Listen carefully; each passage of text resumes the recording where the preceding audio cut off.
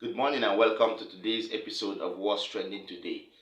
There is a video that is making the rounds online right now on the internet, and this video belongs to a Catholic bishop. Now, yes, people are always having doubts on the fact that whether or not Catholic bishops involved in politics.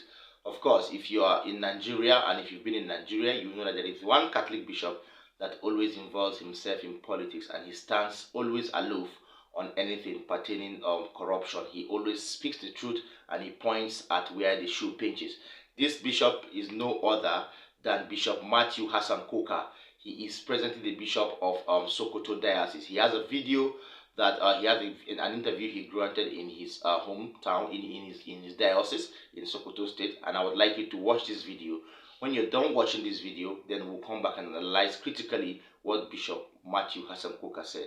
Watch this video. What I think and what I feel are immaterial, and what anybody thinks, none of those things are now important.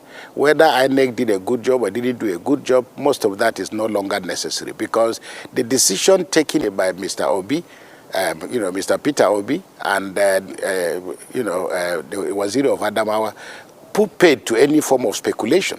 So, let me say, human interference has been taken out of this process. All we now need to do is to sit down and watch and see how that process is going to play out.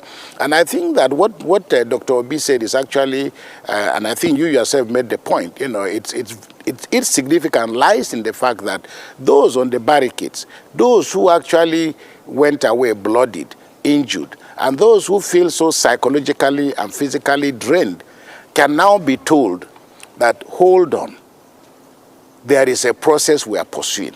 And I think that the greatest challenge for us, political participants, political actors, the greatest challenge for us is how we set our country on the path of process. This, for me, is what is most important. So, as I said, as for what I think and how INEC did what INEC had to do, it's really not important what I think. Now the courts are going to test the elasticity of the argument that INEC may make about how it conducted this process. So I think that now that we are where we are, we really shouldn't spend our time again speculating, because we now have a machinery and a process in place, which hopefully and prayerfully will deliver to us what we expect. And I'm also happy that the people who are approaching the Supreme Court are also not weighed down by the existing prejudices and the feelings of anxiety that people have about the Supreme Court. Look, whether we like it or not, we are not going to invent another court. We have to. Terrible things have happened. But again, I think, Waziri of Adamawa made the point very clearly. He went to court 11 times, didn't have to see any judge, because the general feeling is that we often confuse one bad apple with the rest of the apples in the basket.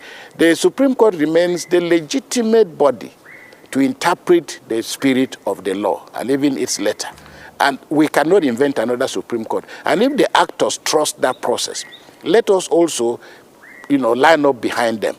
As for next week, and the second leg of your question is even more important. People have complained about the low voter turnout. I think that, if we have any lessons to learn at all, it is that hopefully on Saturday, those who have their PVCs buried somewhere will have to start digging the ground to find them.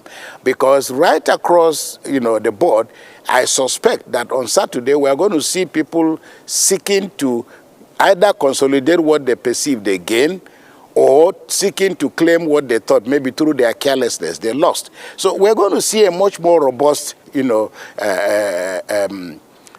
process on Saturday. The only thing one can say is that we just hopefully again pray that INEC will learn from the mistakes it may have committed. Ensure that when people appear to cast their votes, the voting materials arrive in good time, and that all obstacles are cleared on the path of ordinary people, so that this process is seen to be free, fair, and credible. Going to cast a vote should not be something that you should write your will before setting out to go and cast a vote. So husband goes, husband expects to come, wife expects husband to come back. Young people go out to vote, they expect to come back home. It shouldn't be a journey of anxiety. So I think and I hope that next Saturday's the elections on the 11th should help us, to consolidate whatever gains we have made and to correct whatever needs to be corrected. Welcome back. If you're just joining us, this is still Nation's Voice Tower. your favorite YouTube channel. Yes, that was Bishop Hassan Kukak there. Bishop Hassan Matthew Kukak. If you've really known him, let me give you a brief about him. Bishop Matthew Kukak was formerly the Bishop of Kaduna Diocese, which is his hometown, and then presently he is the Bishop of Sokoto Diocese. If you've been in the political scene for a long while, you will know that Bishop Hassan Matthew Kukak has always involved in Nigerian politics, even as a Catholic priest. But of course, he has always stood his ground and has always pointed to where the shoe pinches. I have said that before. He has also abhorred over time any issue that has to do with corruption, and he has also frowned at any form of injustice that emanates from the Nigerian government and the state government alike. All right. Now, straightforwardly, he applauded the plan of Peter Obi and Atiku Abubakar, the presidential candidates of PDP and the Labour Party, respectively, to go to court and settle the unsettled electoral results that were produced by INEC few days ago. He also went straight to say that going to court for Peter Obi and Atiku is like a form of succor to Nigerians, because Bishop Kukak feels that after the inconclusive results that were brought forward by INEC few days ago, Nigerians feel unsatisfied. Nigerians feel their mandate was stolen from them. Nigerians feel INEC is trying to impose a leader that they don't really okay, or they don't really find positive on them. All right. So he feels that going to court, the decision to go to court will come as a form of succor to Nigerians. All right. And he also urges all Nigerians to hold on and don't really panic, because the movement and the quest for peace and the quest for a better leader is still on. He calls it a process. So he said, in his words, he said, all Nigerians should hold on. We are on a process.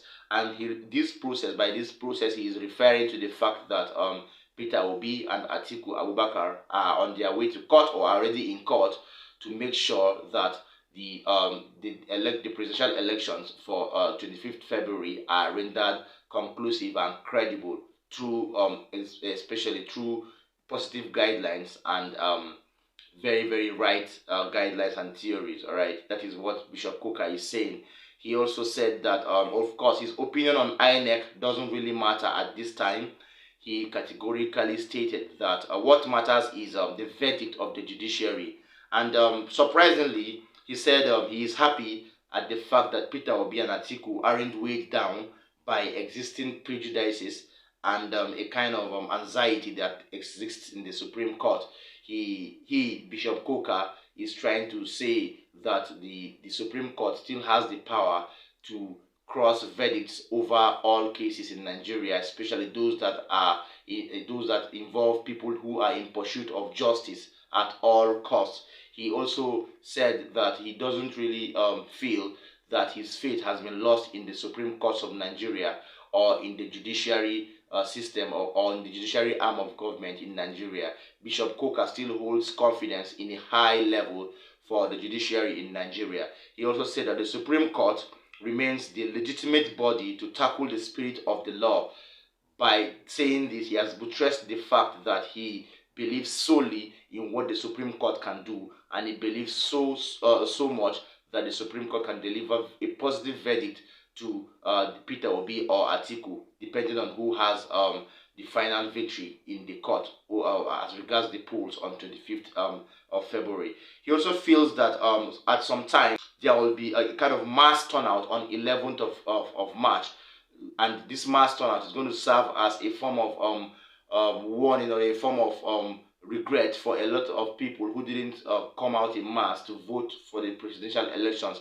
He said a lot of people, he feels, will turn out because they will be out on 11th for the gubernatorial elections to really clean their blushes and to really make right whatever they did wrong last, or the Saturday that had the presidential elections carried out. He also feels that INEC, and he urges INEC to watch their steps and make sure they clean all mistakes, especially as it concerns the just concluded presidential elections. He feels INEC shouldn't repeat the same mistakes they made few Saturdays ago, where a lot of things were malfunctioning, just like for example, the beavers and other electronic machines that were produced by INEC. He also feels that INEC should put all things in check, and INEC should prepare so very well for these gubernatorial elections as to avoid giving or establishment of excuses to Nigerians as a form of incompetence and so on and so forth. Bishop Matthew Kukak has really given his own perspective on the inconclusive results that were given by INEC a few days ago. And from what he said there, I believe Nigerians have taken things, positive things from whatever the bishop said, and I believe Nigerians should take heed from this advice and make sure they keep calm and remain law-abiding, pending on when the Supreme Court really resolves the case between the Labour Party, the PDP, and the APC pertaining to the inconclusive results of the electoral process that took place few weeks ago. That is that from our table. I believe you've heard it all from Bishop Hassan Matthew Kukak. And of course, I will always urge you, don't forget to heed to our advices. Don't forget to stay glued to Nation's Voice Tower for your political updates. Don't forget to like, don't forget to share, and don't forget to subscribe to this political channel, because this is the only channel that guides you anytime you talk about political activities and the political era in Nigeria.